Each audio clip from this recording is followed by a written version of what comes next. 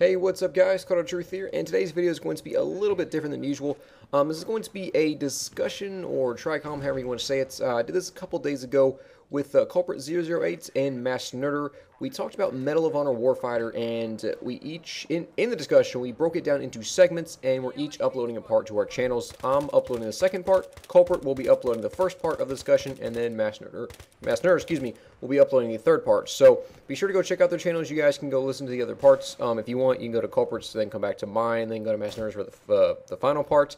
In this segment right here, we're going to talk about support actions. In the other two segments, we talk about game modes and classes. So hope you guys enjoy the video, and I will see you all at the end of it. Enjoy. Alright, so the next thing we're going to talk about is the score change system in Medal of Honor Warfighter. And for those of you who played Medal of Honor 2010, you know that this system was kind of new, and it was overpowered, a lot of people thought, because the maps were so small, bad spawns, and the score chains were pretty powerful, especially the offensive ones. So they're keeping them in Medal of Honor Warfighter, but they're changing them up a little bit. And just based on some alpha gameplay and bringing a little bit into them, they seem to be overall a lot better balanced than they were in 2010. At least from my perspective, they don't seem there's any just these ridiculously powerful support actions that are just going to desecrate an entire team. So I'm actually very pleased with how it's looking so far. I don't know how you guys feel about this just from reading about it and watching some gameplay.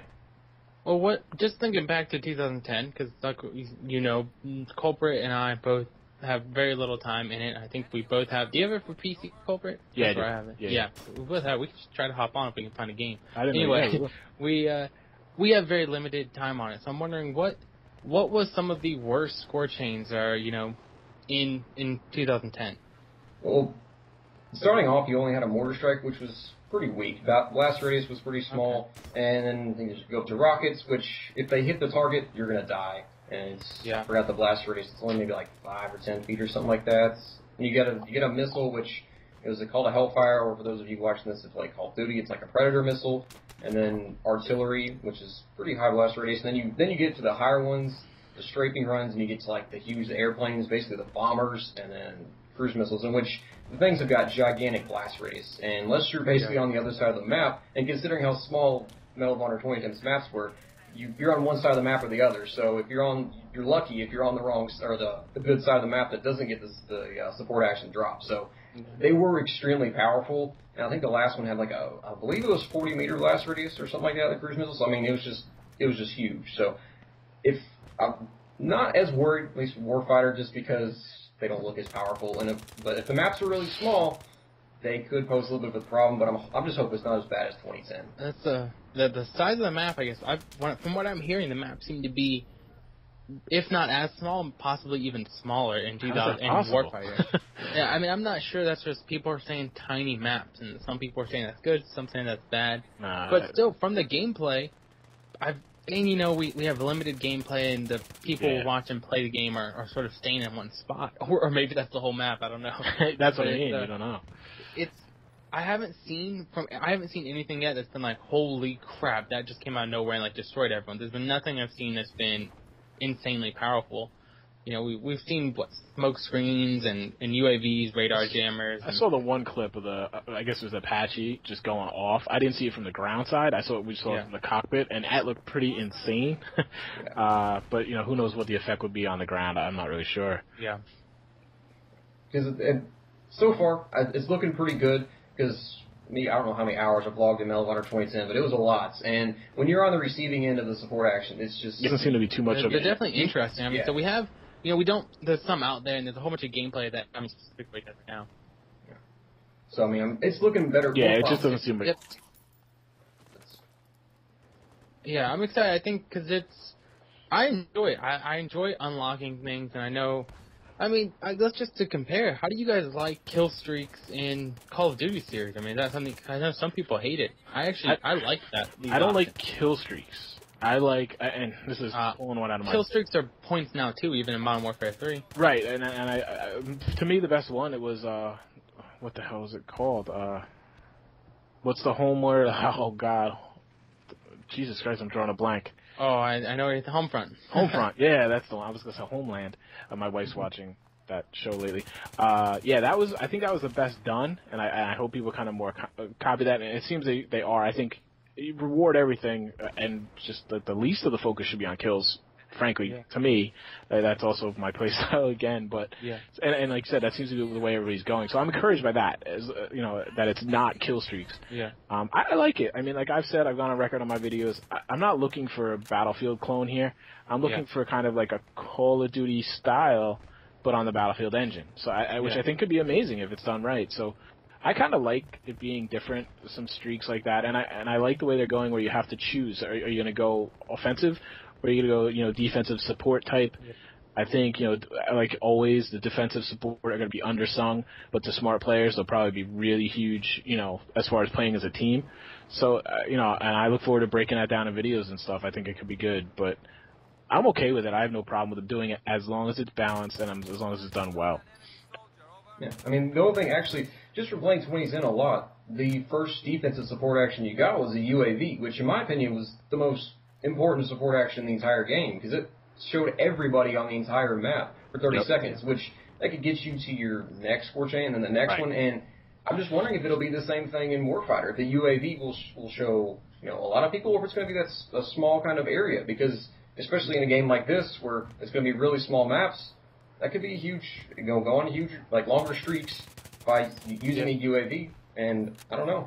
I'm just looking forward to trying that. They could just do it like I believe it was Black Ops that just did like one scan and it would show you the dot, but once the guy wouldn't show you where they moved to, that kind of thing. So there's ways to limit in that regard. But I agree with you. Like intel is the most important thing for me as I play.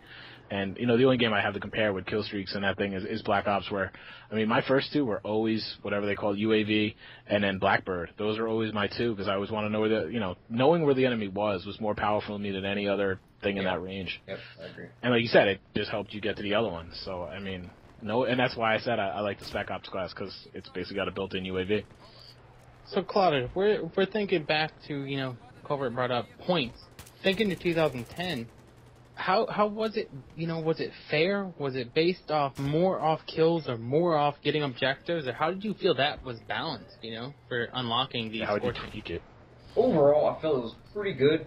Mainly I played Sector Control, which is Conquest Domination for Battlefield 3 or regular Domination for Call of Duty, and it gave you 20 points for capping a flag, or you could get 10 points for a kill, which I thought was pretty good. I mean, it was overall pretty fair. I almost would have liked to see him get 25 points for an objective, because it is 2 kills to cap a flag, but at the same time, if you get like a headshot, that was an extra 5 points, and it was 50 points to your first support action. And a revenge kill was 5, a savior kill was 5, and you could sit in a bush and get a headshot and another save, and then before you know it, you're getting pretty high. So it was a pretty good balance. I still would like to see a little bit more points focused on the objective. I felt like they try to do a good job, but I just wish it'd be a little bit more. So that's something I really hope they do in Warfighter. Yeah, and I think that's something not easy to do, and that's like Call of Duty. I don't think it's gotten it yet, but I think it's an interesting thing. It's one of those things you can do on the fly. Like these are variables you can adjust, real easy to patch, as long as the company wants to do that. I mean, it's you're adjusting points, which isn't that big of a deal. We've seen Battlefield do that. We've seen, so let's hope as long as they're going to support the game, that stuff's easy enough to tweak. Because I mean, just in the small time I played, I don't think it is balanced, because there's so much risk in that game, and maybe it's just because I'm 2 years late to the game, most likely. But I mean, it's like almost like you go on a flag. And it's like in Battlefield 3 where they C4 the flags. They see the flag blink and they just detonate the C4. It's like I felt like every flag I went onto, I immediately got rained down upon by artillery or whatever. Maybe I don't know the spots to hide, but I was just like, you're almost certain death trying to get a flag in that game. Whereas I've heard though from multiple sources that these score chains are things that were an issue in 2010, and the developers are saying we realize that. Good. And they mentioned things like they were used to hold you, camp spawns and stuff, and that these are things they know about. And, I haven't really experienced much of spawn camping in that game in my, 3 hours I've played multiplayer, but them acknowledging it is good news to me. Absolutely. Well, I mean, it wasn't so much spawn camping, I think it was just like, there was like 4 spawns on a map, and if you just spawned in one, so that takes, and it was just, they would just rain down. It was just kind of silly. But, I mean, obviously that was bad design, so there's a lot to learn from. Well, hopefully they did. Yeah, Claude, is there anything? Oh, go on. No, you go ahead. I was just gonna ask. I mean, so is there anything score chain related that you really don't want to see back, or any big changes you'd like to see coming in with the Warfighter? Honestly, my personal opinion, the final offensive support action 2010, the cruise missile, was so cool. I loved it, but at the same time, it was extremely powerful. But getting there was also a struggle. So I would love to see return, but obviously just from looking at the score change, I don't think it is. So which is disappointing for me, but I think just looking at maybe UAV and the small little offensive support actions just you can get, the only one that really worries me is the chopper, and that's really about it. I know, Kulprit, you were talking about that. The chopper is the only thing, and that's because it could. I don't know. I've never played Call of Duty, at least the first Call of Duty, Modern Warfare 1. That's the only Call of Duty I played a lot, and I was not very good at the game. Played it for a good amount of time, but never got enough experience to go on like longer streaks. But like I've watched some Black Ops gameplay and other stuff like that, where you get the chopper gunner. Isn't that what it's called? Yeah. Just watching people, that seems really powerful, and I'm hoping it's not something like that where it desecrates you in like 2 shots, and that's it. Well, the question is, how do you take it down? And we don't really have any info on that. Like, do the kits, are they all going to be equipped with some kind of, surface to air or not? I mean, that's going to be a huge issue. In Black Ops, everybody ran around with, some kind of, missile to take everything down. And Ghost, it was like, as soon as you saw the chopper was up and you died, that's what you came in on. So it's how do we counter it will be the question there. So I don't know. Yeah, that's the only thing that worries me. Other than that, it looks pretty good. I agree. I think most of the things seem pretty passive. You're not like, direct artillery or something like that. But, yeah, the chopper and the chopper gunner, I don't know what the difference necessarily are, but those are the ones that I would be most concerned with, too.